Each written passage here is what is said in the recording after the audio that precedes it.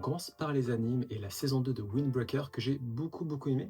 Je l'ai davantage aimé que la saison 1, sachant qu'elle a un bon focus sur le personnage principal. On apprend enfin à cerner ses aspérités. Surtout, on découvre un nouveau personnage qui fait d'ores et déjà partie de mon top 3. Clairement, la force de Windbreaker en tant qu'anime de Yankee, ces délinquants, ces voyous qui se font la guerre entre lycées, c'est de mettre un gros focus sur les différences, sur les faiblesses, les points forts bien sûr, mais surtout les faiblesses de tous ces jeunes hommes, de toutes ces jeunes femmes qui luttent pour s'identifier, pour s'affirmer, pour trouver leurs rêves et pour trouver leur place dans une société qui n'est pas forcément bien adaptée à leurs aspirations. Clairement, c'est vraiment bien amené, c'est très poignant, c'est très touchant, et pour un anime de Yankee, clairement, ça fait la différence. C'est un des animes dans le genre qui m'a le plus impacté. Je le recommande fortement. Je dirais même que c'est peut-être ma recommandation des animes printaniers, au niveau de la fournée printanière. En termes de réalisation, c'est très bien animé, sur les scènes focus notamment. Une belle bande originale également, comme la saison